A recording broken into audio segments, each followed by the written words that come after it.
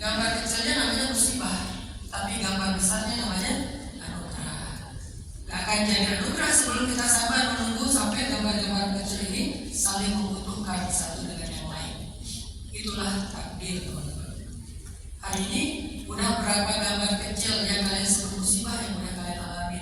Udah 3, Ustaz. Tahun 2024 saya mengalami 10 gambar kecil. Berarti 2025 harusnya sebentar lagi jadi anugerah itu, insya Allah.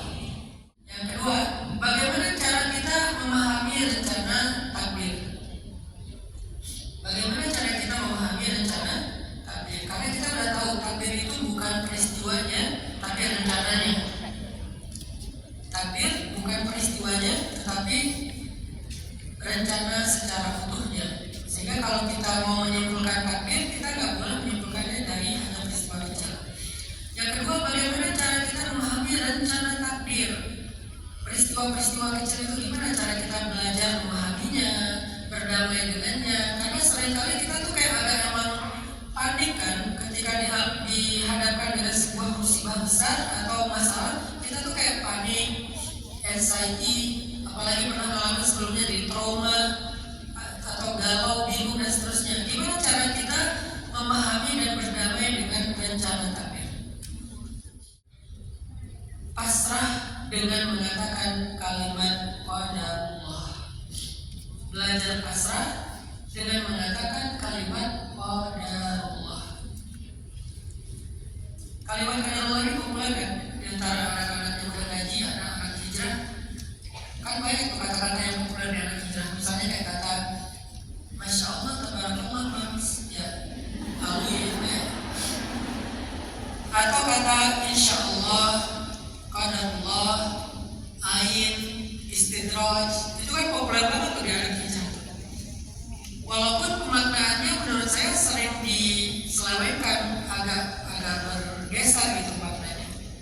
Misalnya kayak kata Insya Allah. Harusnya kan kata Insya Allah itu kalimat sebuah harapan. Tapi bagi kita jadi basa-basi. Besok datangnya di acaraku Insya Allah. Dia bukan harapan pengen datang, tapi kayak basa-basi aja Insya Allah, Insya Allah. Besoknya gak datang. Kenapa kamu kemarin gak datang? Qadarullah. Gitu kan? Qadarullah. Padahal kalimat qadarullah itu bukan dipakai buat excuse. Seringnya sekarang kita pakai sebagai excuse. Padahal harusnya qadarullah itu adalah kalimat tauhid, kalimat iman. Kenapa kamu gak bayar utang? Qadarullah. Loh, kok kamu makan punya aku gak izin? Qadarullah. Kok kamu makan aku? Qadarullah. Jadi qadarullah itu jadi excuse, harusnya jadi sebuah kalimat iman. Sama kayak ain istidraj. Temannya sakit, kamu kena ain deh kayaknya. Temannya beli motor, kasih banget ya, dia kayaknya istidraj deh. Jadi sakit salah, senang salah. Kalau sakit ain, kalau senang bahagia istidraj. Padahal aslinya iri sih. Jadi jika kalian tertimpa suatu musibah, maka janganlah kalian mengatakan lau anni fa'altu kada wa kada. Seandainya aku melakukan ini dan ini, melakukan demikian dan demikian. Tetapi hendaklah kalian mengatakan qadarullah masya'a dan masya'a dan atau masya'a fa'al. Ini sudah takdir Allah. Kenapa kita belajar untuk tidak berandai-andai? Karena berandai-andai itu membuat kita asaba min musibatin fil ardi wala fi anfusikum illa fi kitabin min qabli an nabra'aha inna dzalika 'ala Allahi yasir.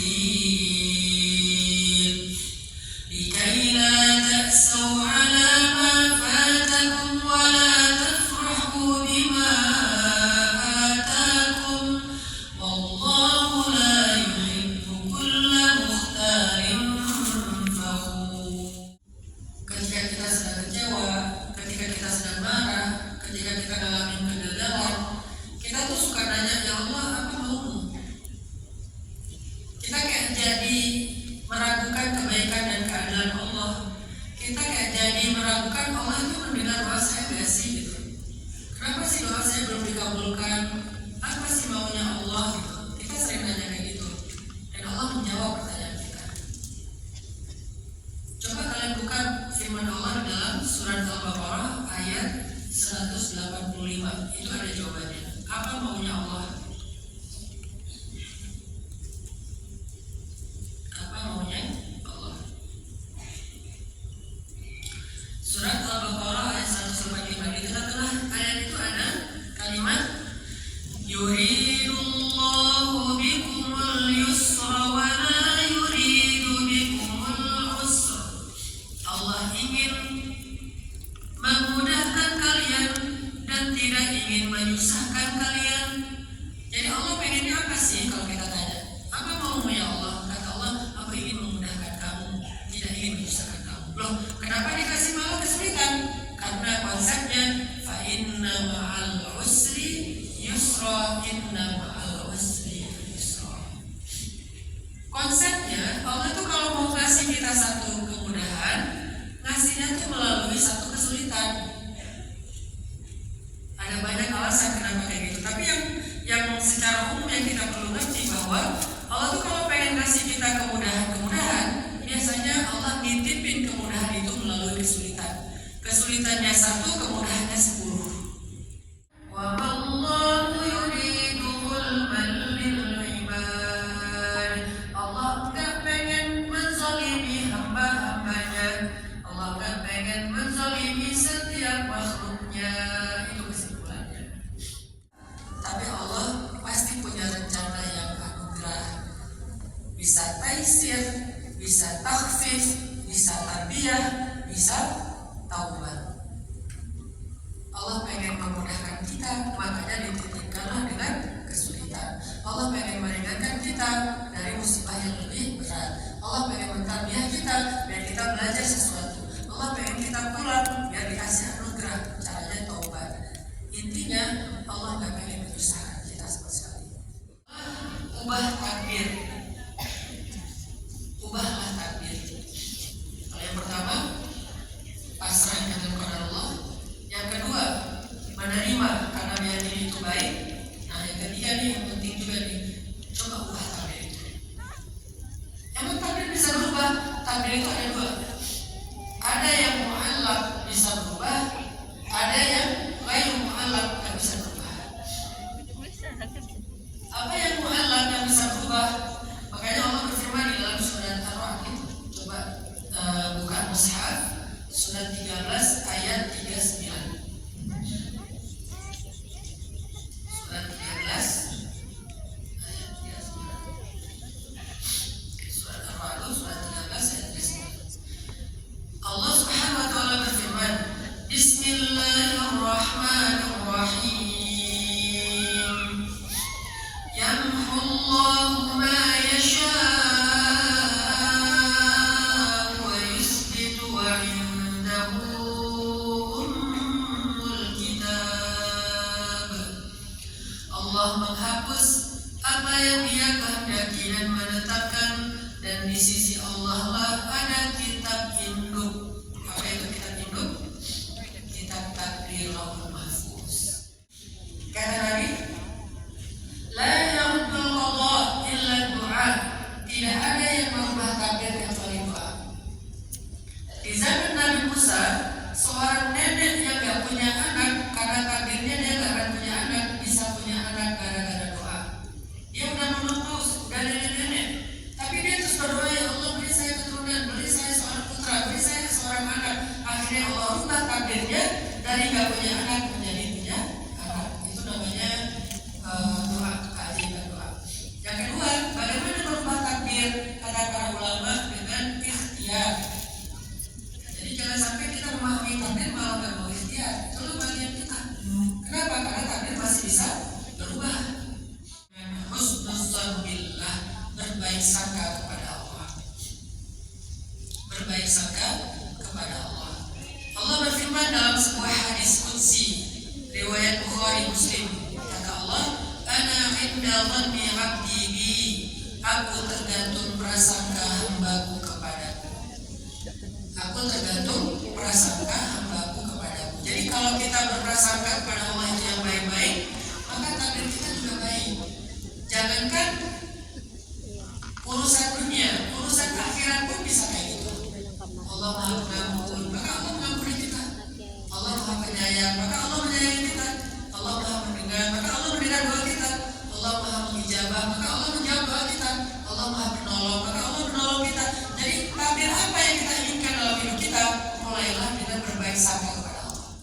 Takdir itu seperti puzzle yang kita cuma melihat bagian-bagian kecil, gak nyambung, gak ngerti, tapi bersabarlah. Bagian-bagian kecil itu nanti akan saling melengkapi. Pada akhirnya kita akan melihat sebuah gambar besar, lukisan besar yang sangat indah. Dan peristiwa hidup kita itu adalah puzzle-puzzle kecil tersebut.